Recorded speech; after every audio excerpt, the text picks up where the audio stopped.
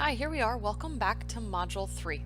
We'll be spending this module talking about planning as well as managerial decision making. As we've done in our previous modules, let's get the definitions down. First, we're going to start off with defining planning. Planning is a decision-making process that focuses on the future of the organization and how it will get to where it wants to go. Planning is concerned with ends, what is to be done, as well as with means, how it is to be done. In a synopsis, or to sum up, simply planning is both the what and the how. This slide offers us a visual representation of steps in the planning process. Over the next several slides, we will be working through each of these kind of processes or steps. Please recognize that they are interchangeable and oftentimes talk to each other. We'll talk about identifying opportunities and constraints on our goal setting. We'll also consider establishing performance criteria as well as generating alternatives. We'll learn how to evaluate alternatives, select the appropriate alternative, as well as prepare that planning document. One of the key components in the planning process is goal setting. So let's think specifically about how we might specify goals. This gives us somewhat of a list while it's not all encompassing. First of all, one of our goals in our goal setting might be profitability, or that we want to increase our profit. We may also want to think about growth. Maybe with that growth, we want to increase our market share. Other ways that we can think about goal setting would be productivity or efficiency. Maybe we ultimately want to become a leader in the market. Our last two pieces consider other areas, such as maybe we want to increase our client satisfaction, or maybe we want to increase our social awareness. We'll be talking a little more in the future about ways we can think about actually going about setting these specific goals.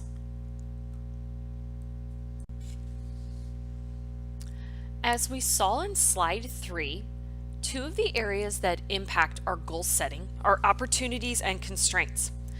This slide will address both of those. We have to recognize that opportunities are often a result of various trends and conditions. There may be economic opportunities, social opportunities, cultural opportunities. Things may be specific to your organization because you have an advantage or an opportunity in a demographic area. Environmental areas. Maybe the political climate is shaping and changing, and this also gives you an opportunity. There may be things that are legally advantageous or provide you a legal opportunity.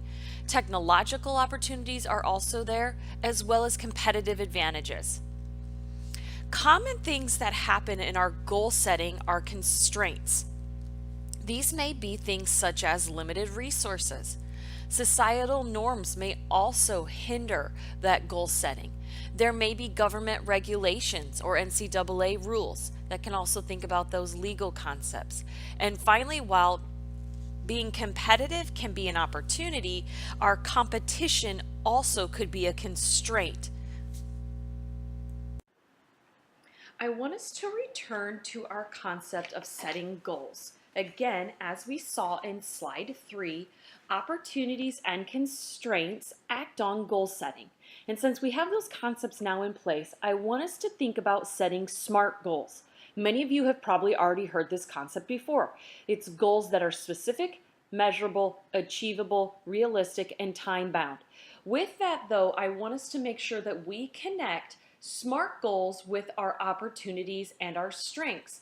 That is, they should be specific to our opportunities and our strengths. In addition, they should be immeasurable. They should be based upon the achievability when we consider our opportunities and our strengths, as well as realistic and time-bound.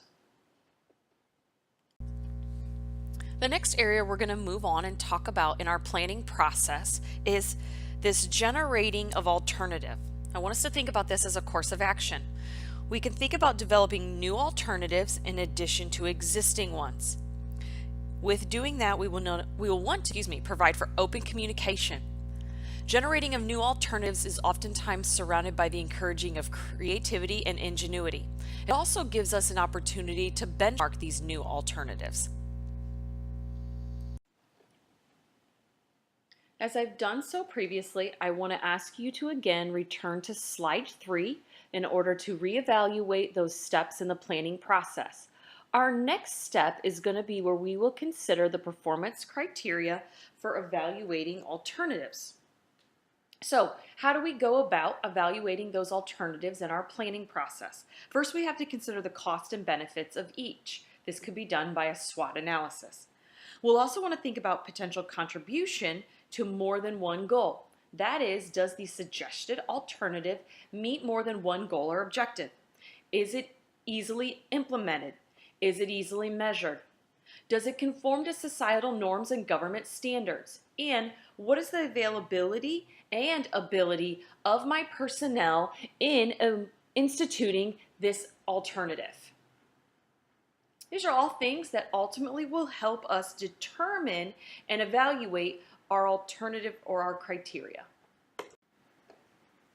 So we started off with this concept of thinking about steps in our planning process. First, there was goal setting, and we identified opportunities and constraints. Then we thought about generating alternatives as well as establishing performance criteria for evaluating those alternatives. Once we've evaluated our alternatives, and selected the appropriate alternative, then we need to think about preparing our plan or our document.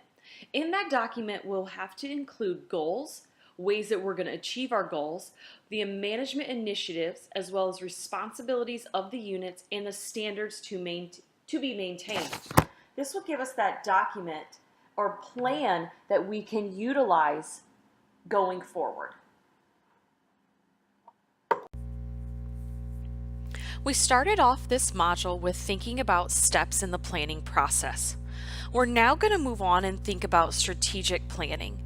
Strategic planning are what I would call plans on steroids. They're not necessarily our day-to-day plans, but they're these long-term plans and objectives. So let's define strategic planning. It's the process of formulating, implementing, and evaluating organizational changes in ways that enable an organization to achieve its objectives. Second, there's also this notion of strategic intent, the general identity, direction, and level of aspirations of the organization. We'll be talking here as we go over the next several slides as to the level at which an organization must go to in order to generate a strategic plan.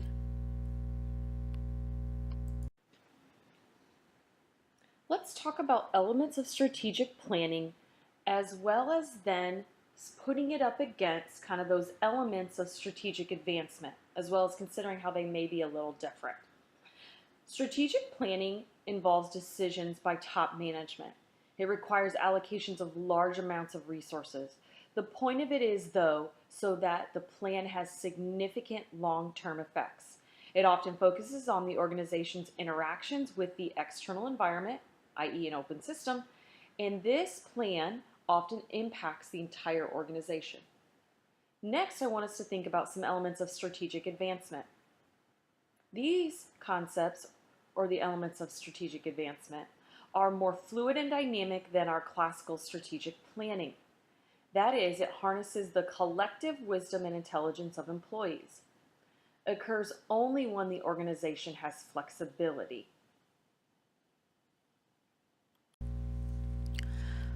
Within any discussion of planning, it's important to talk about the mission statement of an organization. Recall that when we think about the steps in the basic planning process, one of those being goal setting, oftentimes our goal setting returns to our mission statement. Furthermore, in that last step in the planning process, we prepare a planning document. When we're preparing that document, oftentimes it refers to the elements and purpose in the mission statement. So first, why do we as an organization want a mission statement? It sets businesses apart. It reveals information about the organization. It provides a foundation for the organization's priorities, strategies, and plans. And it also specifies the fundamental reason why the organization exists. These also help determine goals. Finally, what are the elements in a mission statement? They're the key elements in the company's philosophy. They're the company's self-concept, the company's desired public image. It also discusses targeted customers and markets. There's a consideration of the principal products and services. It gives a geographic domain. There's core technologies involved, as well as a commitment to survival, growth, and profitability. Again, the mission statement ultimately is a piece that helps an organization plan and plan well. Every planning discussion also must have a discussion of budgeting. Budgeting is nothing more than planning translated into sums of money. Money is the only common denominator in which all activities in the organization can be translated. This is because planning must always have a financial aspect. Budgeting is a logistical consequence of planning. Just like planning, budgeting has an active character. So, budget is a reflection of an organization's plan in monetary terms. This can be done incrementally. There's also the concept of a rational, comprehensive budget. It's a planning, programming, budgeting system.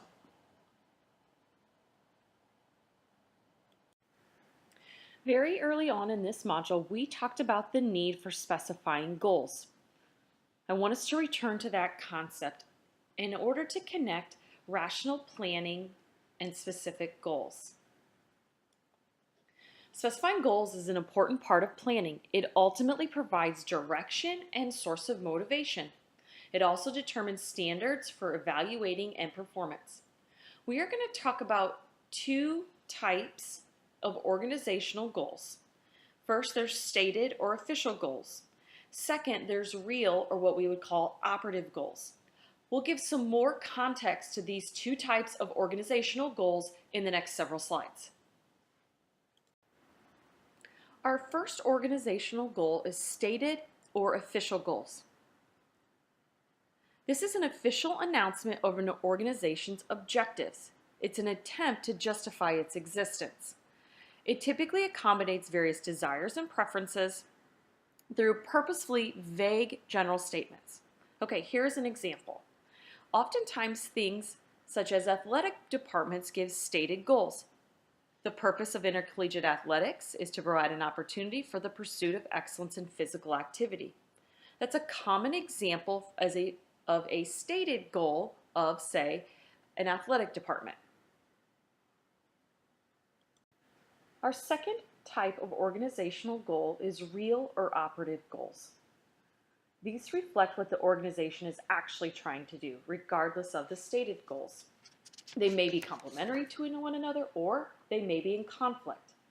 They're not always explicitly stated, but they can be inferred by examining key decisions.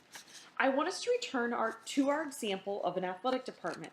Remember, in our prior slide, we talked about a stated goal, and the potential stated goal for an athletic department is the purpose of intercollegiate athletics to provide an opportunity for the pursuit of excellence in physical activity. The reality is a real or operative goal of an athletic department may simply be winning.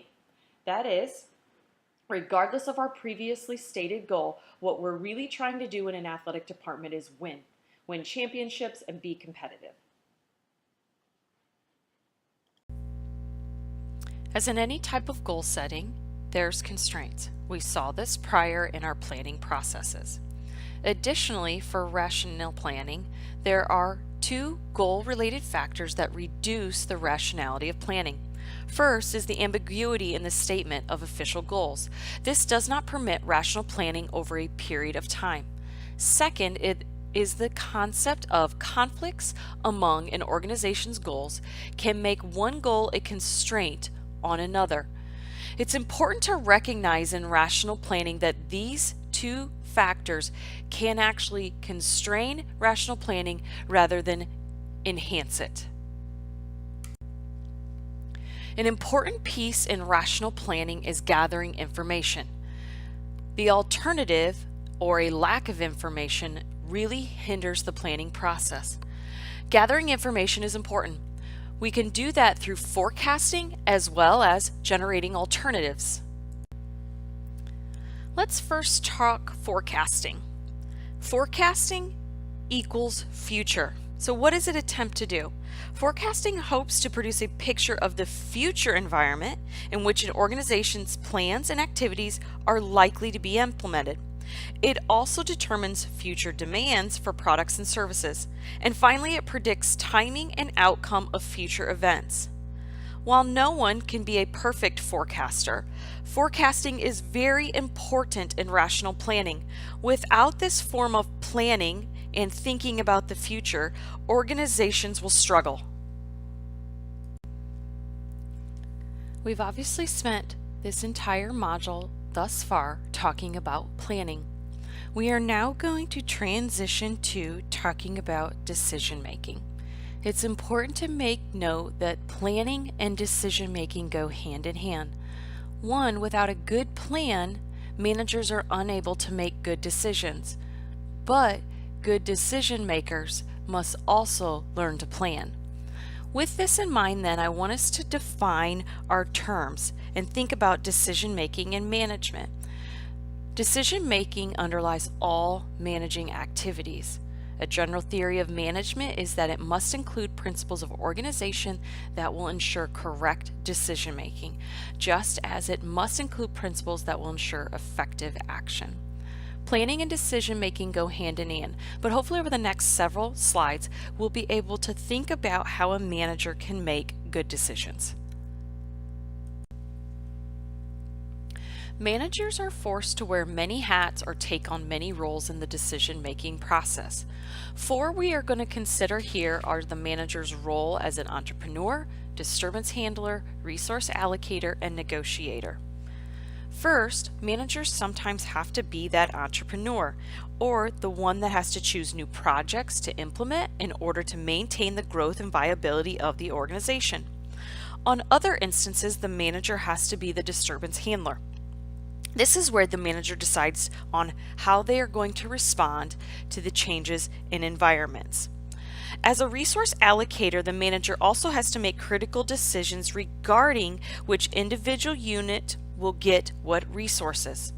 And finally, managers oftentimes have to be the negotiator. This is where the manager has to make decisions to resolve problems when conflicts arise within the organization. It's important to note, I should say, that again, managers have to wear many hats and take on many roles in the decision-making process. As we've stated prior, managers have to take on many roles. And with that, they have to recognize that situations such as opportunities and problems require decision-making. First, an opportunity is a situation that could benefit the organization in productivity, profitability, and growth. A problem is that situation that could reduce the organization's effectiveness or that could disrupt operations. Regardless if the situation is an opportunity or a problem, a manager has to recognize that a decision often has to be made in either instances. Cella offers this decision-making model in Chapter 6 of his text. More specifically, it can be found at Exhibit 6.1.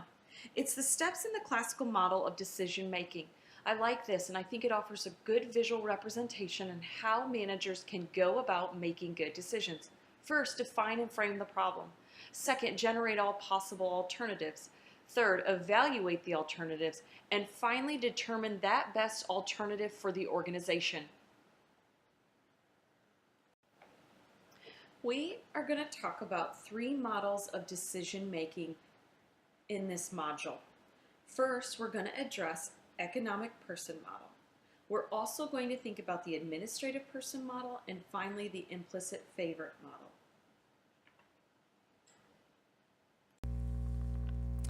Let's first start with the principles of the economic person model. Remember, these models give us ways to think about how managers make decisions. The economic person model is the classical model. It's where the decision maker wishes to maximize the benefits and minimize the cost. And in order to do so, the decision maker or the manager will rigorously follow the steps outlined that we talked about prior in that Exhibit 6.1. It is prescriptive in sense. The economic person follows those details to a T. The objectives are clear and agreed on, and the problems are clearly defined. Manager seeks to gain full information on all the alternatives before making a decision. They do so with criteria that they can draw from objectives and problem definitions. The decision makers then, or the manager, will make logical decisions to satisfy objectives. In theory, this model has a real inherent appeal. However, problems can arise when the human capacity is lost from this model. Let's go on and talk about our next two models. Our next model is our administrative person model. This diagram can be found in Exhibit 6.2 of your text. The administrative person model is descriptive in that it describes how managers actually make decisions. As we've already talked about, decision makers typically can be limited in terms of their knowledge and their capacity to evaluate all possible alternatives. And given these limitations, it's not always possible to do and evaluate based upon the economic person model. Therefore, at times, managers resort to what we would consider the administrative person model, where we define and frame the problem. We set minimally acceptable criteria. We generate a few alternatives. We evaluate the alternatives one at a time, and we select the first alternative that meets the criteria. I want us to make note that either model, as we've discussed thus far, whether it's the economic person model or the administrative person model, both may be appropriate for a manager. For example, the administrative person model may be appropriate if a manager is trying to determine what the company meal is going to be at the end of the year meeting. We could recognize that the administrative person model would be completely appropriate for this decision. However, this administrative person model may not be appropriate for a more important decision. Those decisions then, therefore, should be made based upon the economic person model. Our third and final decision-making model is the implicit favorite model. What happens here is that while searching for a number of alternatives, the decision maker, the manager, develops a preference for one alternative, usually in the search. That's referred to as an implicit favorite. The remaining alternative search then ultimately results in aiming at confirming the sustainability of the favorite. The implicit favorite model may prove functional in decisions relating to buying equipment, supplies, and maybe other decisions not involving humans. However, this model should not be used in any decisions involving humans, such as hiring, training, and promotions. There are a number of biases that can occur in the decision-making process. I'm going to outline a few of them here. First is the availability bias. This refers to the availability of relevant information through one's memory or perception. There's also representative bias. This stems from the tendency of decision makers to rely on their sense that one person or object or event resembles another and lump them together in making judgments. There's also the implicit favorite. We just talked about this. This is where the bias is the tendency of a decision maker to justify the choice of an alternative without realizing it was his preference in the first place. Another bias is this loss aversion bias. This is where the decision maker tends to avoid alternatives that run the risk of a loss. Our fifth bias is the selective perception bias. This is the tendency of a decision maker to interpret the available information selectively. And finally, we have the personal experience bias. This is the influence of one's personal experiences to cloud judgment. All 6 of these biases can impact negatively, as we should recognize, a manager's decision making. Decision making can be a social process. That is, not all managers make all decisions. It's important to know that the social process of decision making is the degree to which group members participate and influence decision making. This social process of decision making is oftentimes impacted by the manager's decision making styles. Some managers are strictly autocratic. They are the ones that make the decisions. Some managers have varying degrees of participation by group members. Group members may participate in decision making on certain aspects, but not on others. And finally, some managers always employ participative decision making. That is, they take in consideration the other members of the organization when making decisions. Let's take a look a little more deeply into a manager's decision-making styles and the description. Additionally, this slide points out how great of member influence happens in these decision styles. I think this is a really great way to incorporate those managing decision styles, describe them, and as well as talk about the influence of others in the organization. This slide can be found in also again in chapter 6 of your text. Chella does a good job of pointing this out in exhibit 6.4. Take some time to read through these decision-making styles and understand their description and the level of member influence. Our final slide in Module 3 considers problem attributes and subordinate participation. Problem attributes considers to what extent group members are allowed to influence decisions and in what situations. We can consider things such as the significance of the decision, the importance of the commitment of the group, leader expertise, the likelihood of commitment, group support, group expertise, and team confidence. In these instances, it determines whether member participation is high or low. This gives us some influence or understanding of to what extent those group members should be allowed to influence decisions and in what situations. We are at the end of Module 3. We've talked through a number of pieces regarding planning processes, strategic planning. We've also gone on to talk about the importance of planning as it applies to managerial decision making and a number of the things that happen throughout the decision making process. I've included 5 questions for review here. Let these be a guiding point for you in reviewing and checking your knowledge of our Module 3.